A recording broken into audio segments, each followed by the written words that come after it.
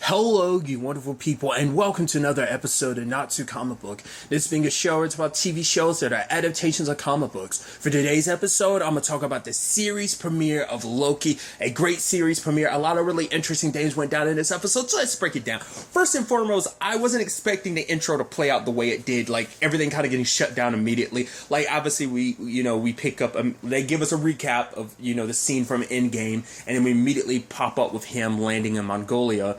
But then, like, him being like, hey, I'm Loki, and it's just like, who are you? What are you doing here? And then immediately the TVA shows up. I was like, oh, wow, that was super short-lived. I thought you would have caused some type of issue first, and then, they would have gotten you a little bit later on. You didn't even get to do anything. All you did was escape, but to be fair, that's enough to completely divert the timeline. Because I wonder, is there because later on it comes up of, it's hitting the red line, so I'm wondering, they have to probably strike before a certain amount of time, because maybe, if they don't reset the timeline within a certain limit, that timeline becomes permanent, and there's no erasing it. Or maybe you can erase it, but there's, irreparable damage or something like that. I don't know. Or maybe it's just supposed to be once it hits the red line, then it's things get really weird, because now we're going to, maybe at that point, this timeline start branching out like crazy. But I love that he's so, taken down so easily. I also love that whole thing of, he gets whacked with that stick, and it's yeah, you're going at 1/16 the speed, but the pain, is hitting you like it normally would. But I just love it, and just, the effect of, his face rippling from it like that is in slow-mo is just so dope. If I'm not mistaken, the actress who was, the hunter that, basically pimp slapped him was the actress most recently who played Ruby in Lovecraft Country, if I'm not mistaken. But obviously gets brought to the TVA. I love that we see there's a variant scroll, which I'm I wonder. There's a part of my mind that starts going a little wild. I'm could that be a scroll that was an evil scroll? Because maybe this could be because I'm sure that will play its own role in the Marvels, as well as Secret Invasion, where we might get a subsection of scrolls who are more on the evil side, the villainous side, they typically are in the comics. So maybe, but I was wondering it could just be just something went different and you are a variant.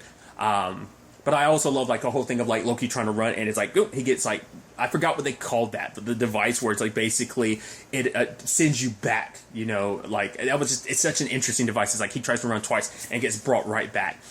I love, I said, it's this is, to be fair, amongst his timeline, this is Loki at his lowest. He was so prideful, thought he was amazing and everything. I mean, granted, the events of Thor happened, sure, but this is him thinking he's hot, shit and everything, when it's but then the Avengers super humbled him. So it's almost he seems so honestly pathetic a little bit to a certain extent, and it's just the fact that he just gets tossed around like it's nothing. It's his uniform, his Asgardian clothes get taken from him, he gets put in a TVA jumpsuit, and it's sign these papers. What? Fine. And he signs it, and he just kind of gets dropped down. It's all right, go through this. Are you to your knowledge, are you basically a robot? He's to my knowledge? How many people come through here who don't know? Are there many people who come through here who don't know they're a robot? Just step through, sir. And it's wait, but what if I am a robot and I didn't know it? What would happen? It's and then this machine will melt you to the inside or something like that. So he's I'm not a robot. I can do this. Goes through. He's okay, I'm not a robot. I was that would be interesting.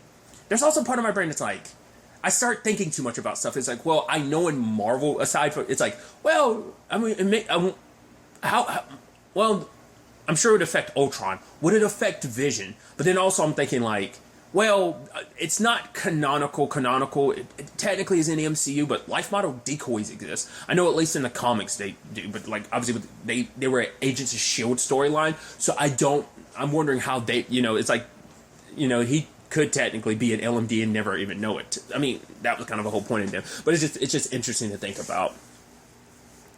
And so it's right, I love the whole ticket thing too. He's I'm not going to take a ticket, but he reluctantly takes one, and the whole dude who didn't got, what was it, pruned or whatever, where I guess they basically just erase you from, I'm assuming that's you just getting straight up erased, which oh, you want to be careful with those sticks because you could just accidentally erase things and people from just existence.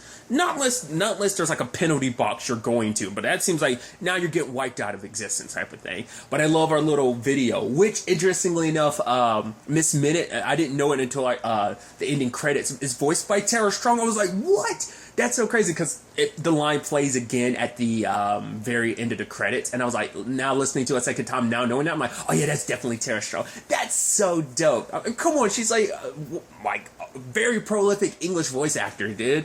You know, that's so dope. Part of me's like, I mean, Tara Strong's done a lot of voices over the years, so I'm like, she has to have done like a Marvel character at some point in time.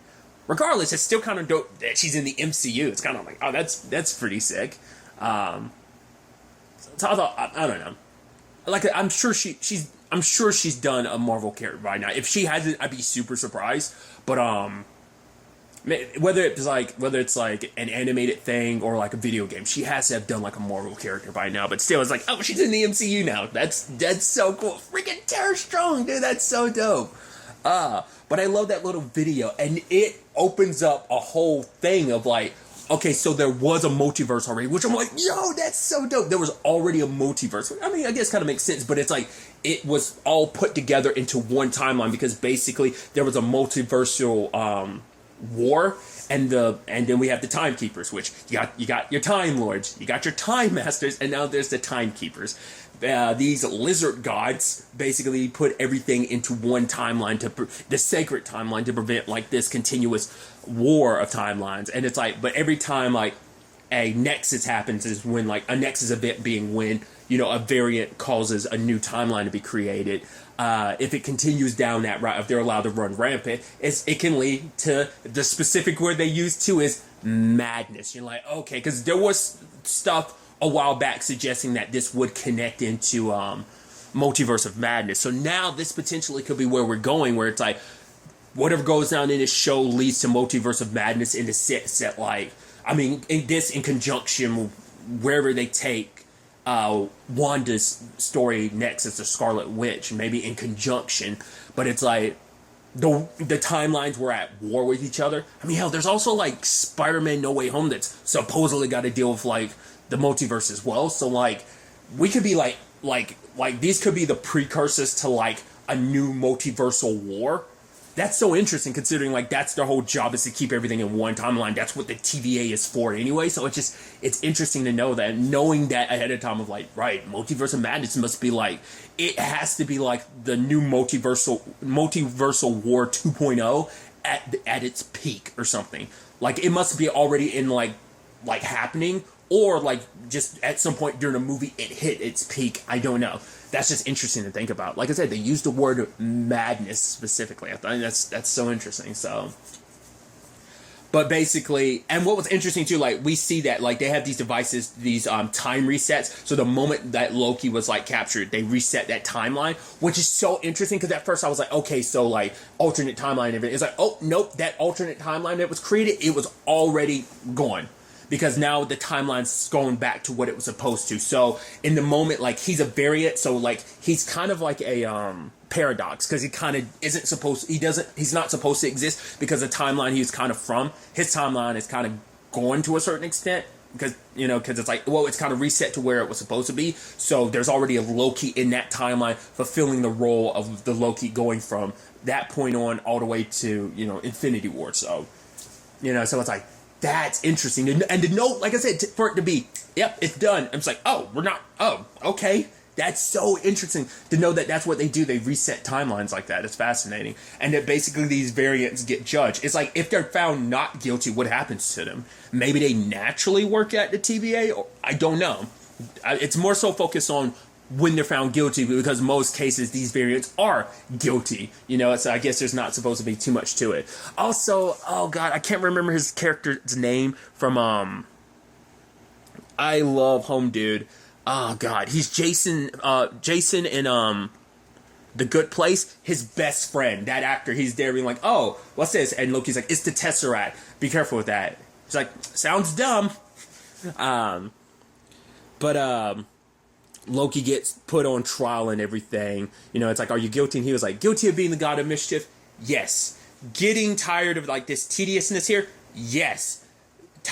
Guilty of like messing with the timeline stuff? No, that's not me. It's like, oh, then who is? You want the Avengers. Obviously, they came back in time to stop me because, my ascension to God King, which I love. Like, oh, you're so narcissistic and you believe you're the great threat that the Avengers had to go back in time for. Which does beg the question, makes you wonder, has that ever been a situation where they had to have, like, in the comics, have they ever had to go back in time because of Loki? So, but it is the thing of like, oh, I'm such a great threat in the future. They had to come back in time. I love that he came to that assumption. He figured it out. Granted, he was wrong about it. It's like, right, the great threat was the threat that ended up killing you. So that's the irony behind it. So it's like, yeah, you want them. It's just like, oh, interesting. You figured it. He's like, yes, you can smell the cologne of 2 Tony Starks. So for him, interestingly enough, he isn't wrong. It's not technically his fault. It's their fault. But it's like, nah, the timekeeper saying that they're allowed to do what they do. I'm like, oh, because that was a question too. I'm like, why didn't the has the TVA come after the Avengers for what they did? It's like, nah, it's like what they did was allowable, I guess, because it's weird because it's like things are meant to go a certain way. So I guess the whole point is Thanos was supposed to wipe out half the universe and then the Avengers were supposed to restore it and wipe him out. But I'm like, everything happens for a reason because it's meant to, but it's still kind of crazy that you're all about preserving the timeline and stuff like that. Wouldn't a better option have been never to let that happen? I mean, I guess we're having the same conversation about the Eternals about like, why didn't they step in? But it's like, they're more supposed to be observers, making sure that at least the TVA, the timekeepers in general, are supposed to preserve the timeline in its original state. But it's also like, I guess them interfering would cause more rifts and more nexus points in like the timeline, so maybe that's why they don't directly interfere. They just keep things the way they were, which is just so fascinating to think about that. Just like that shows you like on a higher level, there's a lot of non-interference going on in this universe, whether it be the TVA or the Eternals. But they were meant to do what they were meant to do because I guess it's also the thing of things have to play out the way they do because it leads to so much stuff in the future. So that's also an interesting thing as well. It's quite fascinating to think about. But Loki wasn't meant to escape, so he is guilty. I love the whole thing of like, well, he's like, he's like, well, how do you plead? He's like, guilty of this. He does his thing, and it's like nothing happens. He's like, no, just stop laughing. Just look away. Let me do my thing. And he tries to do it again. It's like, yeah, your powers don't work here. There's no magic here. He's like, well, that's some BS. So they're about to take him to basically be erased, but Mobius shows up. It's like, I'll take him. And so because Mobius had just come back from like 15-something France because some TVA agents were killed and their reset charge was taken. So this seems like it's been happening more and more. Well, as they're referred to as Minutemen. But him showing Loki the ropes and everything, kind of about, because also for Loki, he's having a hard time believing, like, wait. So you're saying that these 3 lizards basically dictate the lives of trillions? I guess because as a god trying to do a lot of conquering, it just kind of trivializes him and everything that he's ever done, I guess. Because for him, it's like, we're Asgardians, we're gods. Which is so interesting, because it's a conversation I've had time and time again about how some aspects of the MCU, particularly Agents of S.H.I.E.L.D., once again, kind of treated them like, oh, they're not gods, they're actually aliens. That is kind of a narrative that kind of exists in the MCU to a certain extent. So that's kind of interesting, like whether they are actual these gods or whether they're just like aliens that they kind of use these names and titles, that basically these myths and lores that exist on Earth are based on these aliens that maybe we interacted with a long time ago and we just praise them as gods, but in actuality they're aliens. Like maybe that's the whole thing. Like that's kind of a theory that's kind of an avenue that the MCU's kind of like gone down before. Like I said, it's mainly an Agents of S.H.I.E.L.D. thing that kind of treats them like that, because Agents of S.H.I.E.L.D. is kind of like magic. Magic isn't real. It isn't real, you idiot. In the wise words of Bo Burnham.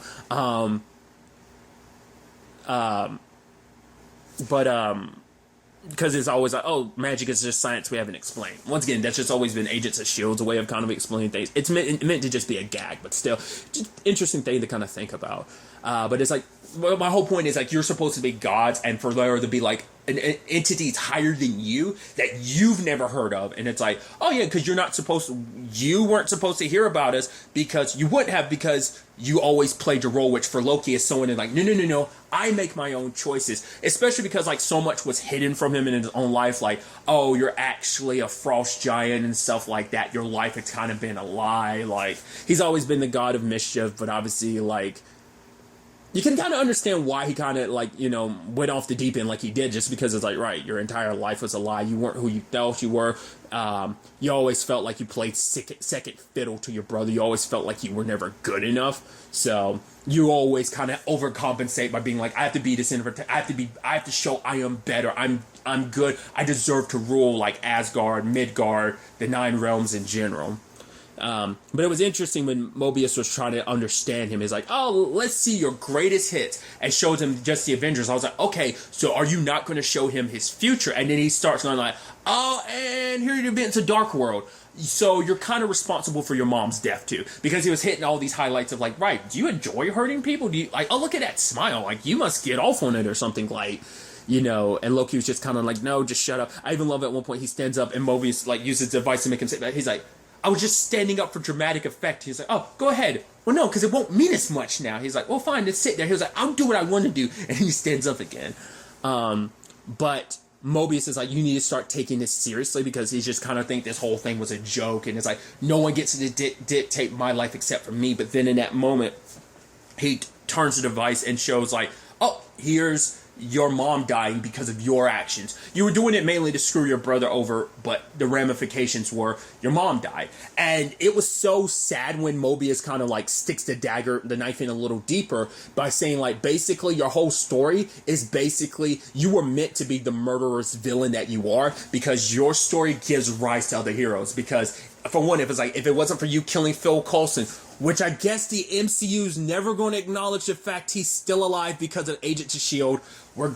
I was like, is this going to be it? Is this going to be the moment they acknowledge it? And they just skip over it. I'm like, no love for Phil Coulson and no love for Agents of S.H.I.E.L.D. It's never going to stop. It's never going to stop. I get it. I get the reason why, but you're not even going to acknowledge that Phil Coulson is alive. It would have been nice to be like, oh yeah, side note, that guy you killed, he's still alive. Because Coulson was like the foundation of what, like the Avengers came together. It's like, you did a terrible thing. You existed just to do that, just so the Avengers could come together and become like some of the greatest heroes in the universe. So it's like Earth's mightiest, in fact, so that is the interesting thing of like, realize that's sad, just because he believes himself to be something higher, something better, and just to find out, oh, you're literally just a plot point in someone else's story, in the sense that like you're just meant to be a struggle for them to overcome so they can become who they're meant to become. So it's like you're just a bump in the road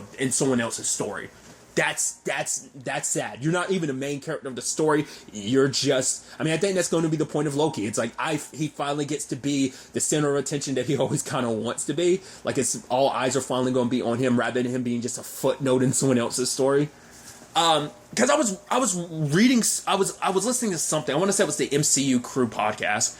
And I think JP was reading like an article that was saying like, I never knew this. Apparently Loki was supposed to die in Dark World when he kind of fake died. He was supposed to actually stay dead, but like it didn't test well. Like test audience were like, no, they didn't want that, so they've kept Loki alive.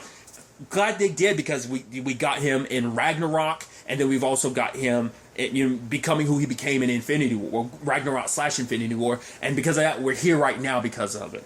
I guess technically speaking, you still could have had this story, but I think because of the extra layer of like Ragnarok/ him dying in Infinity War / sacrificing himself trying to do good, I think that adds even more weight to Loki's story. So, but obviously he manages to escape because that Hunter shows up. She's like, he should be erased, but Mobius wants him, so it's like, right, he has the Tesseract. Well, he goes to go get the Tesseract, and I love that he's threatened. He's like, what's your name? It's like, Casey. He's like, I'm gonna gut you like a fish. He's like, what's a fish? How do you not know what a fish is? He's like, my entire existence has been behind this desk. It's like, it will be death, Casey. Bloody, painful death. And it's like, well, fine, geez, here. And it opens up, and there's a Tesseract, and it's like, wait, are these Infinity Stones? It's like, oh yeah, we have a couple of those. I'm like, wait, what? And he's like, yeah, we use them as like paperweights. I'm like, what? I love that because it's like, it's almost, it's meant to just be a joke, but it's like the implications of that. It's just like, oh, we're basically just spitting on the Infinity Saga. It's jokingly though, but it's like crazy to think about, like, oh yeah, the Infinity Stones mean nothing here because it's right, magic and powers don't work here. So like, if the Infinity Stones are nothing but paperweights here. The fact is there's so many, because that must be like from different like variants of like the timelines and stuff like that. I mean, because that mean, you know what? Because that's crazy to think about.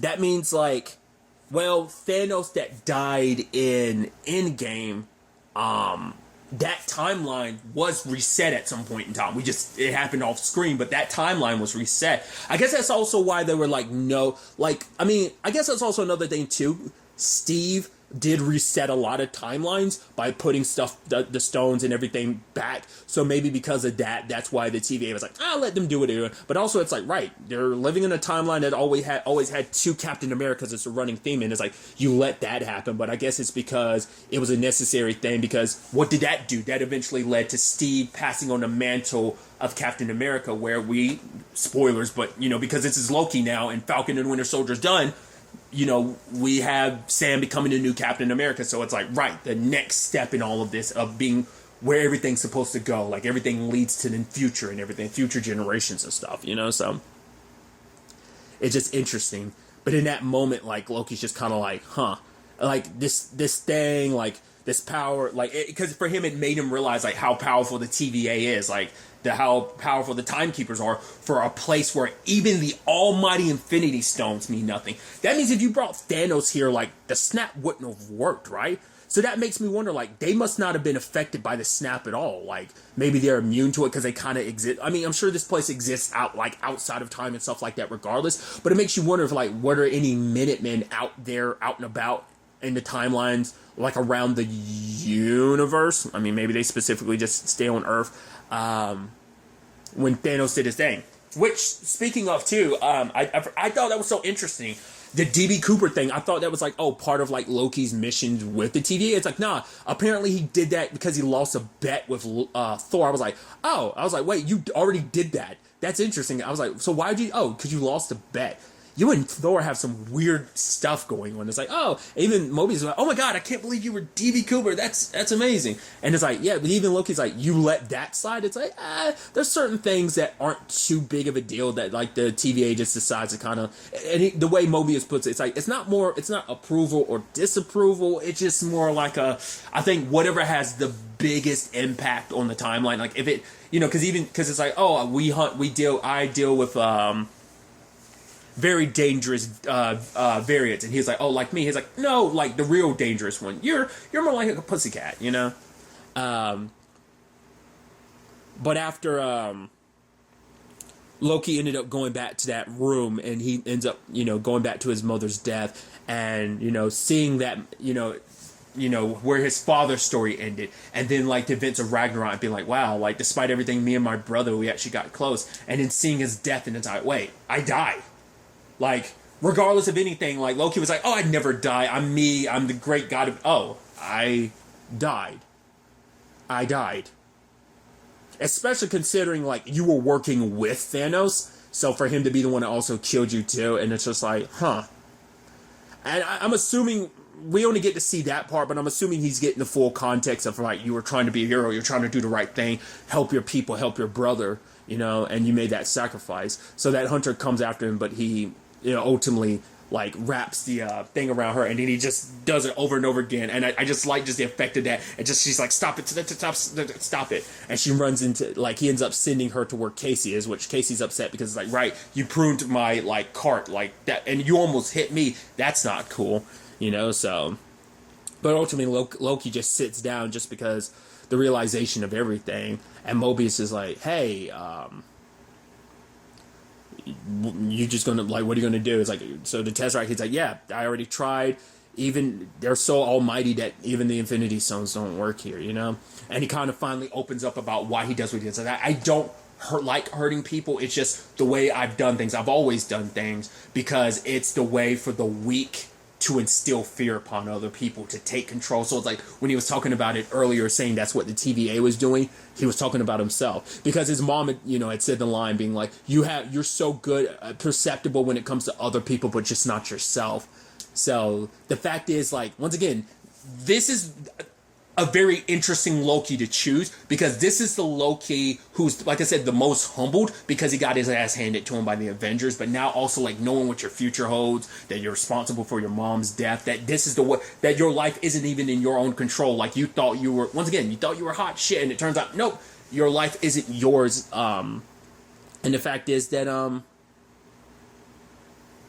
at the end of the day, like, you're not in control of your own life, that your life is meant to play out a certain way. It always has, and it always will, play out that way. And you know where your story ends, It's supposed to, once again, just being a footnote in someone else's story, whether it be your brother's story or whether it's the Avengers story. It's just kind of sad, Because I think Tom Hiddleston had talked about a little bit of what the show was going to be about. I think some people talking, I forgot where I was listening to it from, but it was like that the show's kind of going to be about identity. Loki struggling with his identity, which, as the shape-shifting, like, god of mischief that he is, it kind of plays narratively into him to a certain extent, So we'll see how they handle that.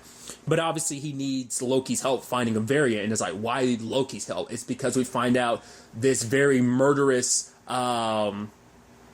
variant is another variant of Loki, which I'm like, okay, two things. One, that explains why he spent this entire time trying to understand why Loki does what he does.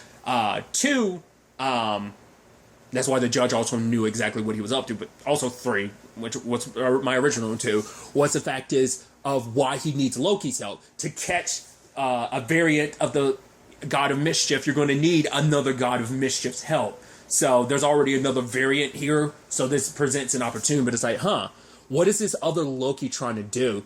He probably knows what his future is, and he's probably trying to change everything. So, like, he's getting all those time resets, he's killing Minutemen, because he's, like, probably trying to make sure that the Minutemen don't stop him, but it's like, my life is I'm going to take control. Like, maybe he's going to be gunning for, like, the Timekeepers, and he needs this, but it's probably like, I'm going to make he's probably been told, like, no, his story, he probably also showcases, like, the differences of, like, how this variant handles it and how this variant handles it. I mean, to be fair, we also don't know, like, what variant of Loki this is. Like, at what point in his timeline this could be him. This could be, like, just things played out way differently, and he's, like, the worst version of Loki there is. And this is, like, the middle of the road version, because the Loki we've come to know is, like, the best version of Loki, potentially, so a lot of stuff to consider, but I thought that was such an interesting development. Also, like, him burning those Minutemen at the end, I was like, oh, that's brutal. So that's definitely going to be, I'm really excited to see where everything ends up taking us. I do know, like, a lot of, like, particular reviewers have seen the first 2 episodes. Obviously, we only got the 1. I thought that was kind of interesting. I guess they decided to do that because there's only 6 episodes. Because WandaVision, they originally planned to release 3, but because they were kind of behind schedule-wise, they just only released 2. Publicly, obviously, like reviewers got, like, up to episode 3, but, like, I think Falcon and Winter Soldier, I don't think many people got a lot of the earlier episodes. I could be mistaken. They probably just got, like, the first episode early. Regardless, it's kind of beside the point, but it's like, yeah, like, there are going to be, I would be careful. I mean, no one's doing any spoiler reviews until probably, like, I mean, at least of the second episode, so you'll be seeing a lot of non-spoilers, but if you don't want to even hear any discussions, I would watch out, because there are reviewers who have seen episode 1 and 2, but a lot of people will make that clear that they've seen 1 and 2, so. But, regardless, I am excited to see where all of this ultimately ends up taking us going forward into the next episode. But really, that's all I'm going to talk about. Till the next time we meet, be happy, be safe, live life to the fullest, and enjoy it. Good day, and goodbye.